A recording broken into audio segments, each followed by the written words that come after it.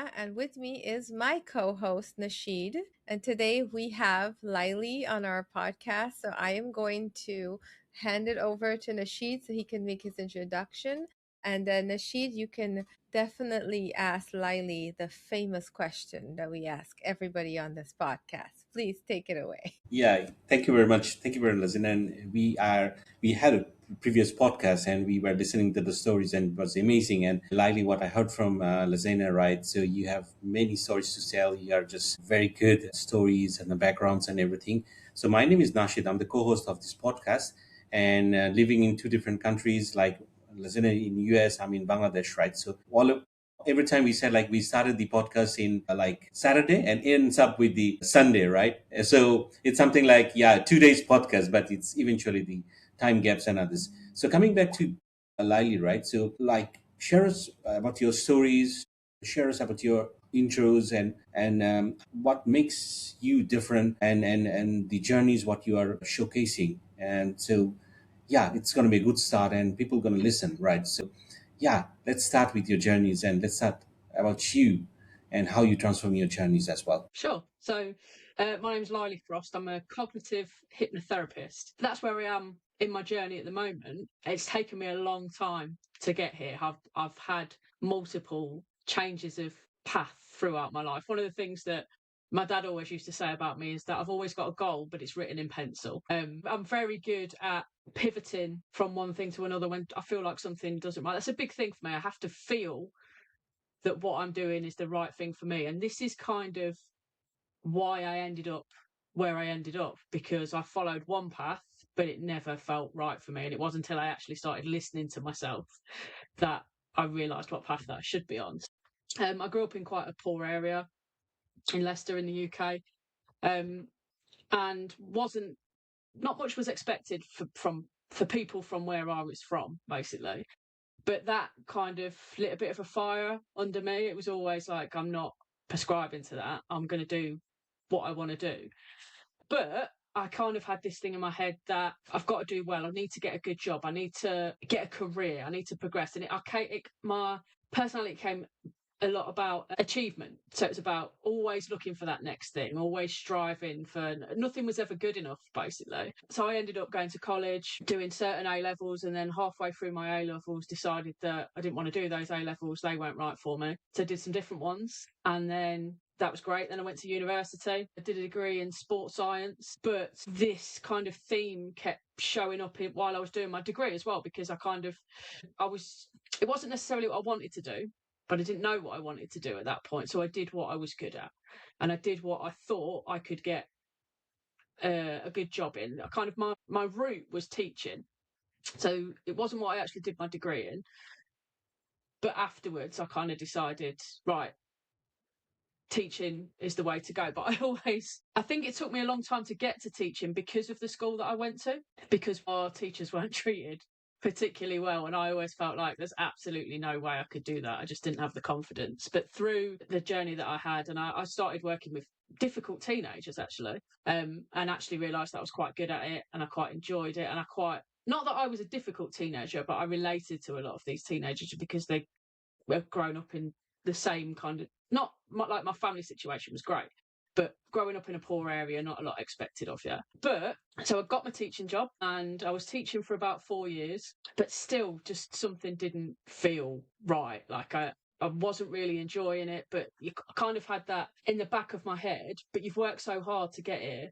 Like people like you don't get jobs like this. So it was such a huge thing to give that up. But what actually happened was I was working in a pupil referral unit. So for people that don't know what that is, that's for young people that have been kicked out of mainstream schools, and it's kind of last chance saloon. So I'd got a job in a pupil referral unit. I'd been doing that for about 12 months. And finally they said to me, right, okay, because I was doing PE at the time, they were like, we want a proper PE teacher. You've done really well, but we have to put the job out. We can't just give it to you. You've got to apply for it. And that was the turning point for me. I applied for a job that I was already doing and I didn't get it. And the week after that, or the few days after that, I was devastated because it was what I felt like it was what I wanted. I was desperate for some stability. I'd been doing like supply teaching for about 4 years because I was finding it difficult to get a permanent job. So I was desperate for that stability. And I thought this was the answer.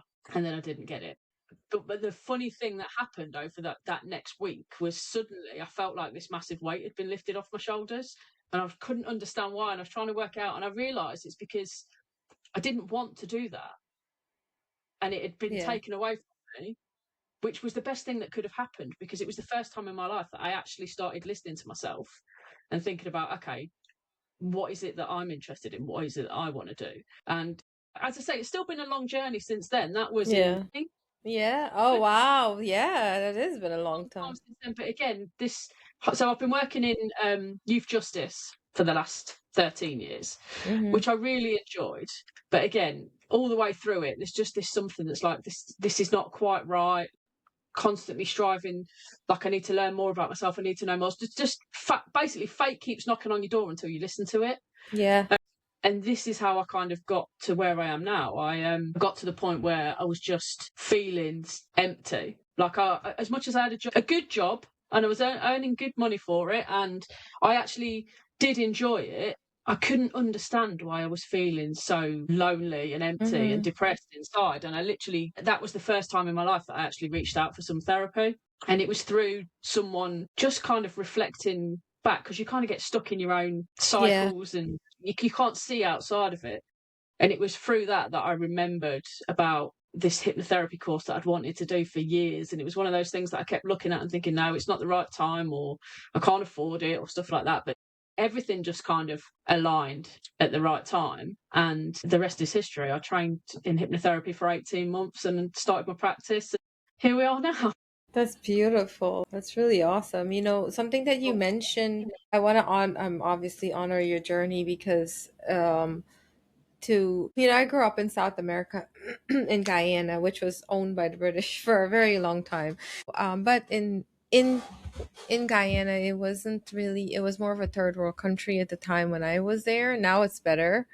And so when I think about what my outlook in life was then compared to now, I had no idea how much I was capable of. And the environment that I was in, I didn't realize that I could even step out of it. So, I really relate to you in that way. And I honor that because it takes a lot of strength, courage, believe in yourself, desire, passion. That gets a lot to overcome in order to step into that. So that's kudos to you. You mentioned something about the back of your head, you always had to achieve, right? And I think achievement based mindset can be detrimental or it can be successful. It depends on which side of the journey you're on, and that achievement can look different to different people. So do you have an experience within yourself or something that you witness where what someone thinks looks successful on paper, or what their expectation of you or other people are, but then go and about living a different life from what's actually academically achieving or what status quo we should be doing? Do you have any kind of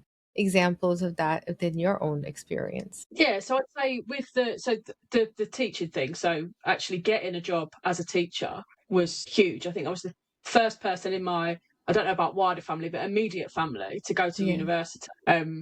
And I'd built myself up, and I'd got there. I had the job. It might not be a permanent job, but I had the job. I'd got the qualification. I was teaching, and I knew in my mind that leaving teaching was the right thing to do. But everybody around you is like, but why? Like, what are you going to do? Like, this is what everyone dreams of, because that is the environment that I grew up in. People didn't have jobs like that. And it was like I never even considered that running my own business was an option for me. It just, nobody around me did that. Like my dad, actually, as I got a bit older, my dad ended up running his own business, but that was more kind of luck than judgment. He was made redundant from a job that he was doing, and him and another one of his colleagues basically bought all the old equipment from the company that they were working with and started up on their own. But I was already kind of well into my journey by that point when that happened. But for me, it was doing the inner work, doing the deeper work, like starting to learn about hypnotherapy. I suddenly realised that I wasn't being grateful for what I actually had. So I was constantly striving for getting more qualifications, learning more, gathering more wisdom. And that's great, but not being grateful for the things that you already have. Like, like you were saying, it can be a really detrimental thing, and that it was more about gaining those qualifications than what I actually did with them. And it took a lot of soul searching and inner work to actually recognise that. And I'm in a much better place with that now. The energy behind achievement based success has a different that energy is so much seeking. It's external validation. It can bring up a lot of not good enough. It can, I mean, depending on everybody's walks of life, right? That can have such a impactful internal battle versus doing something from what you have solidified and say, this is who I want to be and this is what I want to do. Did you have to override within yourself to walk away from something that made that, like something like that made sense to everybody else? What did what did it take for you to override? I think it was recognizing that it's my life, it's nobody else's life. And when it comes to the end of it, am I going to be happier that I actually took a risk and took a chance and had a go at what I actually wanted to do? Or am I going to be happier that I listened to everybody else and spent a life being miserable, but on the outside looking successful as such? I'm just listening to what Lylie, right? So coming back to the points, right? So you've been teaching. Okay. Well, we have lost Nasheed because of electricity issues, and that's okay because that's a testament to our commitment to hosting a podcast in two different countries. And Lylie, you're even in a different country, so we definitely understand.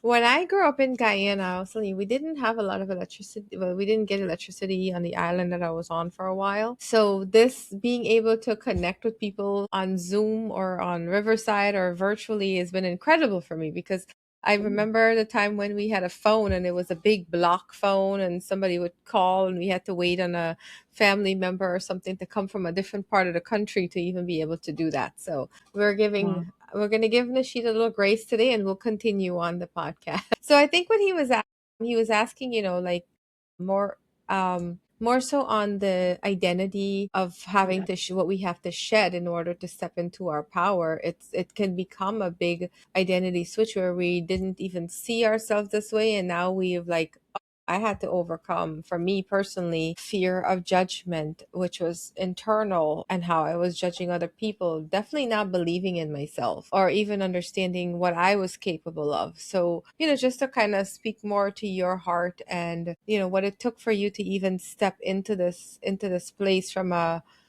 vulnerable experience, because that is a shift that happens and a lot of people really sink into it, and it can keep us stuck or it could be the motivator. Yeah. I mean, it's a journey that I'm still on. Yeah. I'm actually having therapy myself Mm-hmm. around all of these things because I've recognised that for me to be able to fully support others, I need to be healed myself, Mm-hmm. because the kind of things that people bring to me are potentially going to trigger things in me as well. And if I'm not healed in them, then how can I properly support the clients that I'm working with? So for me, there's a few kind of different pathways and sort of different kind of routes to these things. So I've got one is not feeling good enough, and I think that comes down to obviously the poor area that I grew up in, and feeling like people like me don't get jobs like that. But also there's a kind of visibility, a fear of being seen, a fear of judgment. I was a really, really shy child, like to the point that I would literally go bright red if someone asked me a question and I didn't know the answer to it. It was really difficult for me. And also, what I didn't realise until I was almost 20 was my sexuality, that I was gay. And so I grew up feeling different. I just didn't know what it was.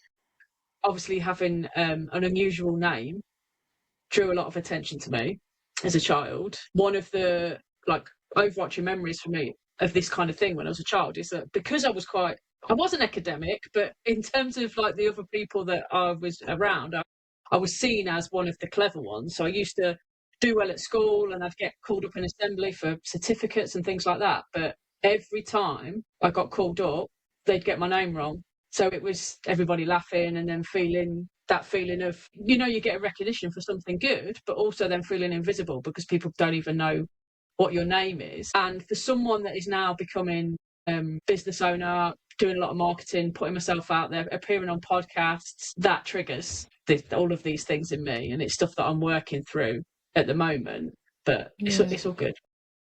That's all such courageous things too, right? It takes courage to share your story. It takes courage. I think a couple months ago I was invited to be on a documentary, and it was we sat there, went to the studio, interviewed and everything, and 5 minutes after we left it was like, but I was heavy. Like I didn't even realize I was sharing so much. So my daughter and I needed to take some time to recognize, witness ourselves, and acknowledge that we shared something very profound, and let it experientially release from our bodies too, so that we can get back to a state of peace. Not that like that in itself is peace, but it also comes with that, like, oh man, people what also like, what are people going to think about me? How am I going to be received? Like, and all of these like internal things. And this is my experience. I was actually Mm. talking about this morning on another podcast with my friend.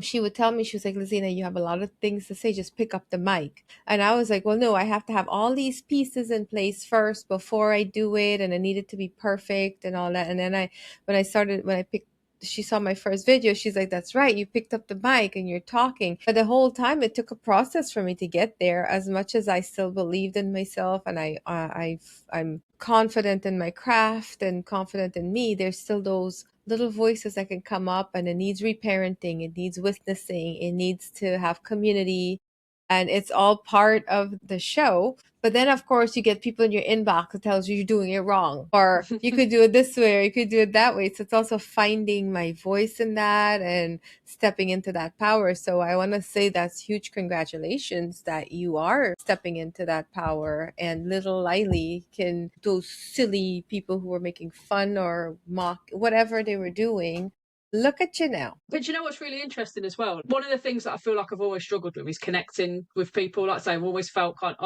on the outside, feeling lonely. But it's no coincidence that now I am actually stepping into the person that I truly am, and having the confidence to put that out there, is that I'm making connections with people that feel real, feel like people are connecting with me for who I am. And actually, what you put out there, you attract back. Like, how can you, for me, it was like, how can I feel like people don't connect with me if I've never shown them who the real me is? And now I actually am. I'm naturally drawing those people towards me, which is great. Beautiful. Nasheed, welcome back. It's good to see you.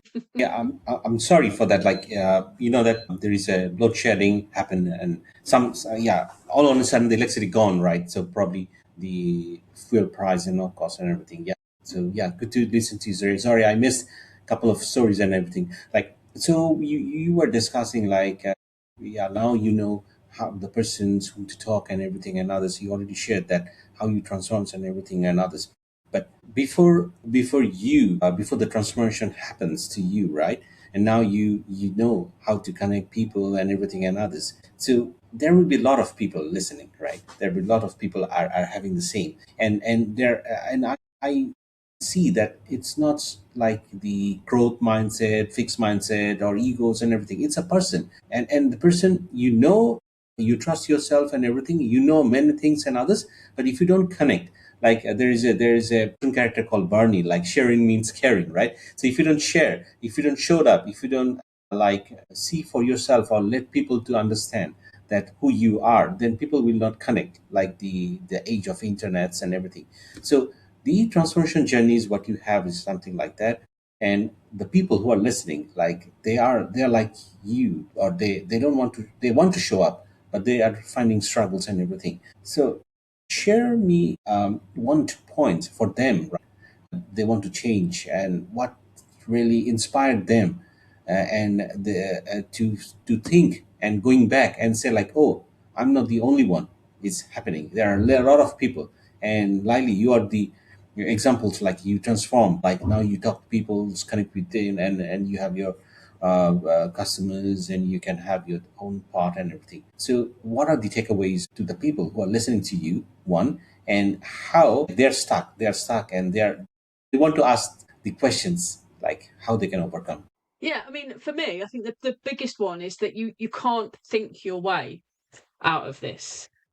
A lot of people that I work with have done all the personal development work. They can tell you their problems and the reasons why they do what they do, and this happened to me as a child and this is why I do this, which is brilliant. And a lot of people can get that is useful to know that, and people can move forward using that. But part of the problem for most people in these situations is that it's not a conscious process that is keeping you stuck. It's an unconscious pattern, and you could do all the talking in the world and it's not going to change that pattern. So I mean, there are loads of different ways that you can fix that. Obviously hypnotherapy is one, because it talks to your unconscious mind rather than your conscious mind, but also somatic practices as well. For a lot of people, consciously you can understand what's going on, but it's stuck in your body. I mean, with the kind of hypnotherapy that I do, Quest cognitive hypnotherapy is more of a framework.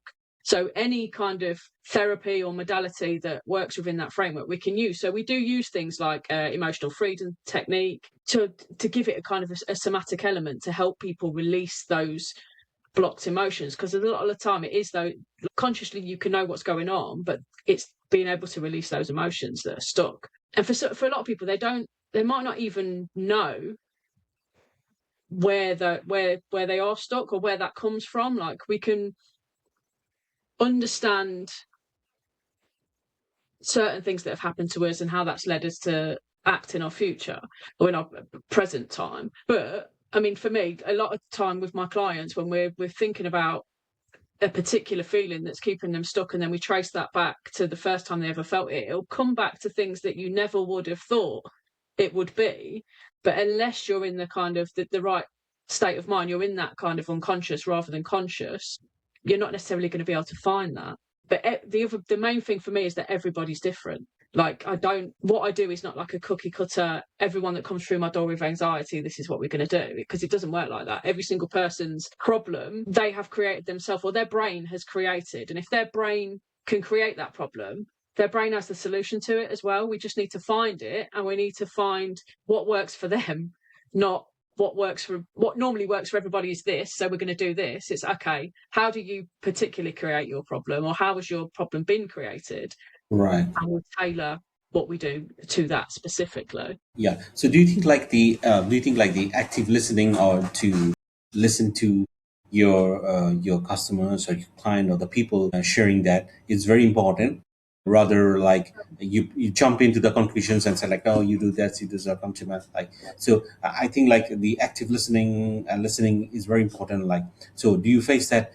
All right, or put aside of the customers or the clients, like, okay, share me your stories and let me listen first, and then I can share my suggestions, or maybe how can I help them, right? So what do you think, like active listening, and what are the steps are also important to understand the need of the people, and then you put your experience on top of it? So the only person, all of my clients are the experts in them and their problem. They are the only person that knows how, like, what is going on in their mind. And the way people speak is really important. One of the things that we really focus on is the kind of language that people use, because people can be a very audio person or a visual person or a kinesthetic person, and that will come across in their language, which then it's really important that we use that same kind of language back to them. Or people's metaphors are massive as well. So if someone's coming and talking a lot about, oh, it feels like, personally for me, a big metaphor that I use all the time for my problems is that I feel like the weight of the world is on my shoulders. And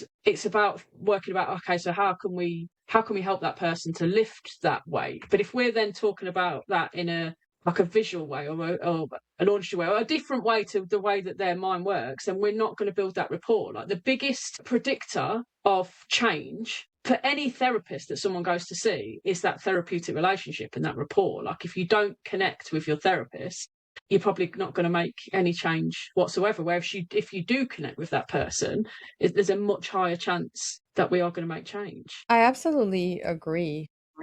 I love what you shared about the way, you're listening for their heart. It's not necessarily like when someone say I have the weight of the weight of the world on my shoulder, they're feeling overwhelmed. They have too much responsibility. They don't even know that that's what it is. And so being able to understand that already while they're sharing without interrupting or saying, oh, this is really how you feel. It's just being able to guide them through that. I feel like you So just in that, Like knowing, so if someone says wait, like, because I have an internal representation of what the weight on my world on my shoulders is like.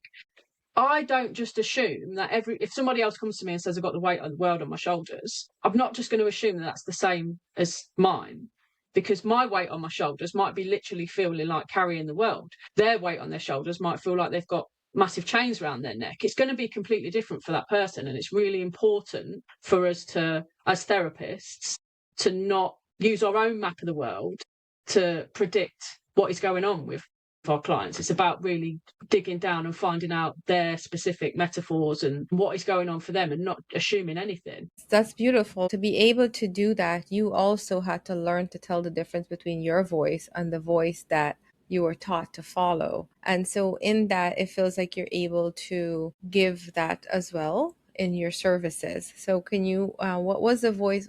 What did the voice tell you before versus what the voice tells you now? Oh, that's a good question. What did the voice tell me before? Well, my voice before was telling me you're not good enough, you don't know enough, people like you don't do this kind of thing. Whereas my voice now tells me that I can do whatever I like. Like, the only person stopping me is me. I don't need to listen to what everybody else thinks. It's not their life at the end of the day. You've got to be able to stare yourself in the mirror and know that you've done right by you, not by anybody else. And I'd hate, like, my biggest fear is getting to the end of my life and not had a go at the things that I wanted to have a go at. Like, I'd much rather regret something that I tried and it failed than not even ever trying anything at all. That's like a gem for life, right? I'd rather like, and what is that? Fail is failure in learning, or first attempt in learning, or something like that. So there's no really true failure because it's all lessons and There's no such thing as failure. It's just feedback. It's just data. If it don't yes. work, I think, what was it? I can't remember. Who was the guy that invented the light bulb? And he basically said that I failed. I didn't do what, like, I can't remember exactly what the quote is, but it was basically like, I failed 3 million times to get to this one thing. And that's the point, isn't it? You only fail if you stop. If you And he keep got, trying. and that one thing is a thing that serves humanity in such a Yeah. positive way. And there's so many people that have created something amazing that were ready to stop, and they thought, I'll just give it one more go, and that was the go that did it. Yeah. And we all Nasheed just need to keep trying. Nasheed can definitely attest to the electricity one. He needs a bulb in there. Nasheed, do you have anything to add? Because I'm about to give Lylie some love in here. Yeah, no, absolutely right. So I was listening, like, yeah, you need to fail, right? And you have the courage to like move on and everything. And a lot of people, there are maybe many cases like they only pass for the 99%, and for the 1%, they thought like, no, I cannot make it, and they eventually stopped, right? And but the point is, this 1% is very important, and somehow I am having similar cases in my business. Is something like, all right, the next month will be a very good month and everything, but now I'm struggling in a very unforeseen things, or the problem solving, and I don't know how to get it. I don't know, and this 1% is very important. And sometimes I think like, all right, I'll give up, and there will be no 1%. And sometimes it's something like, no, I crossed this 99%, and at the end of the tunnel, right? So I need to go for it, and then that's very important, right? So you need to fail, you need to understand, and you need to transform by your own, because if you don't transform and if you don't tell yourself, then it's gonna be at the points. And when you like put everything in one paper, and you will find out like, oh no, I should try, right? Zina, right? So that's a Yeah. very interesting stories and interesting conversations, and yeah, loving it. Yeah. Lily, one of the things that I really appreciate about how you share is that you're embodied, because you even said it yourself. I'm still learning. I'm still seeing a therapist. I'm still, and another thing is, like you said, was that your clients are the people that you serve. They're the ones who know their answer. You can't know it for them. You even gave an example of, with the weight of what the weight on your shoulder can look like for you and versus them. And that's something that I don't see very often in the coaching therapy world, where people are living and breathing it and being humble enough to say that this is what I'm doing. I like that, because for me it's about the journey together. It's not about knowing more than the other. It's like we get to explore this together, and I'm doing the work just as much as you are, so I can speak to it from my heart, from my own experience, and I can be there while you're also learning about you. So I think that's really beautiful and something that's very rare. And I would like for more people to take a page out of that book, so that you're writing, so to speak. She's like, thank you very much. I receive. World would be a much better place if people were a lot more self-aware. If people did this, everyone did this work. And this is the thing, I kind of feel like a lot of people feel like they've got to hit rock bottom before they start doing this type of work. But when it could be amazing for everybody. Everybody should go to therapy. And I'm coming from someone who has been a person that said, I don't need therapy. I'm not depressed. I'm not not got mental health issues. But the more I learn about myself, the more I learn about how these negative patterns and loops that I'm stuck in are stopping me from progressing. So why would I not want to do some work to try and change that? Yeah.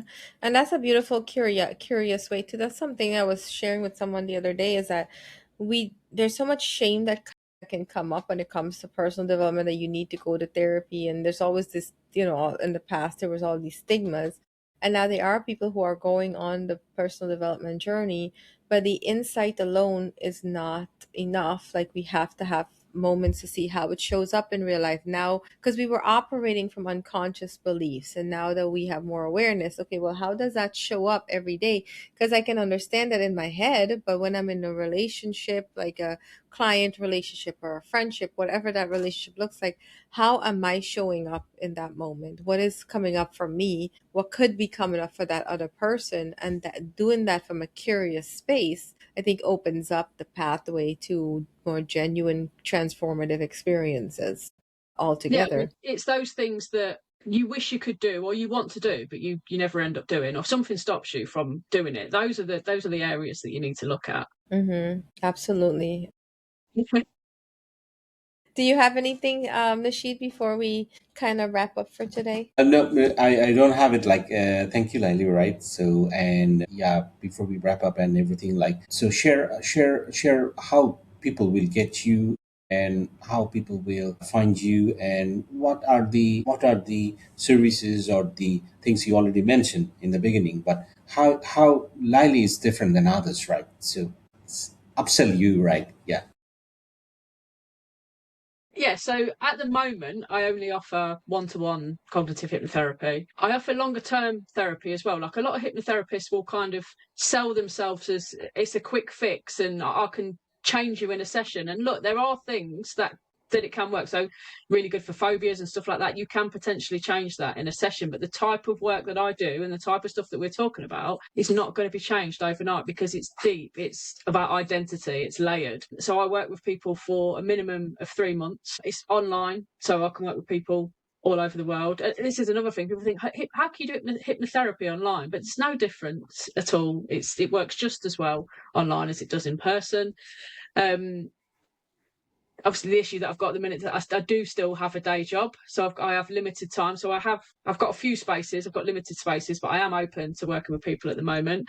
So I charge £2,500 for a package. As I say, 3 month minimum. We can work together for longer, we can extend it. I do offer payment plans as well. I'm really lucky that I've got an unusual name, which means that on all of my social media, Facebook, Instagram, LinkedIn, Lylie Frost, which is Lylie. So if you think about it like Kylie, sounds like Kylie but with an L. You can email me at hello@lyliefrost.com as well. Beautiful. Awesome. Thank you so much for sharing you.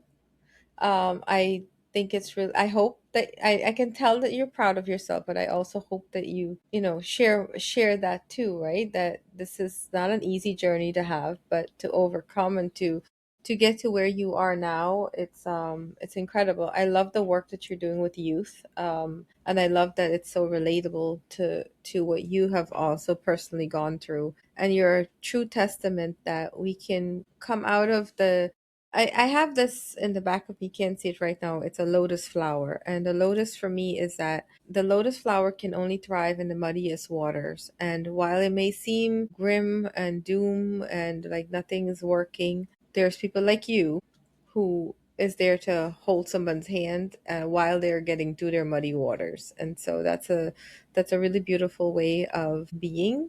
And it's incredible to know you. So thank you I very love that. much. Yay! You can use it. Take it. Yeah, I Use it. will definitely. Yes, yes. And how can we support you? How can Nashid and I support you? I guess just kind of, I'm trying to grow my audience, trying to get to a wider amount of people. As I say, I've only just started, so sharing, sending people my way. That's probably the best way at the moment. Awesome. You got it. We're gonna make sure they know Lylie Frost. Well, thanks everyone for listening today. And if this episode resonate with you, take immediate action. Don't wait until tomorrow. Send it to somebody you heard something in here and somebody came to mind, send it to them. Share it. You never know whose world can be impacted by Lylie. You never know whose world can be impacted by any of us here. And if we don't, when we're listening to something, I'm like, man, that's that person that could probably, that their story is similar. Even if it's similar, send it to them because this is how we can pay it forward. So thank you for listening, and we'll see you on the next episode.